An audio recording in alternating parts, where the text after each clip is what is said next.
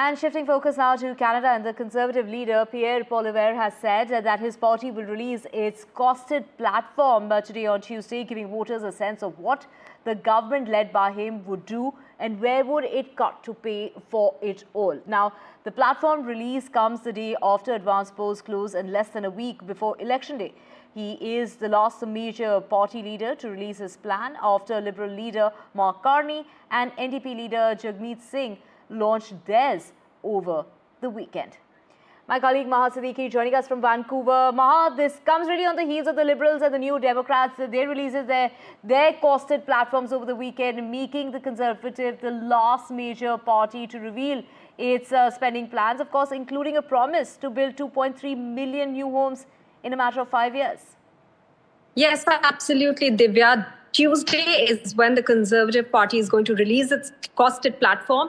And we do have a rough idea of what it's going to look like, because they have been announcing certain plans, as you pointed out, with regards to housing, with regards to putting more money in the pockets of the middle class. They are saying that there'll be about $40 billion annually for the middle class, as compared to what the Liberals have announced. They have said that there will be, for the middle class, 1% reduction in the lowest tax bracket, which will put about $825 for the families of, for double income families rather, in a year. So clearly, as compared to the Liberals, the Conservatives are putting in some of these promises that seem very high value in terms of the cost or the spending on the government if they come to power.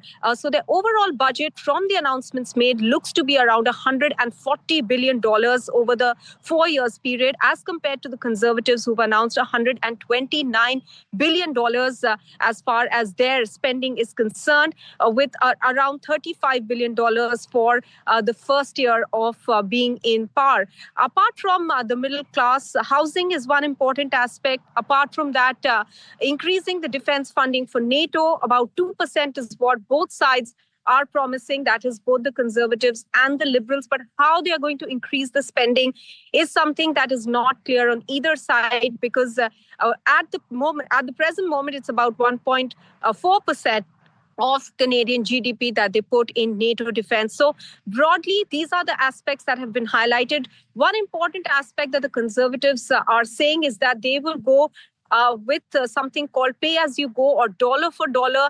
That is, each dollar that is spent there will be a cut in spending on some other programs. So it appears and this is a concern by some, that some of the social programs that are already in place could find cuts, and that is a concern for some voters. Divya?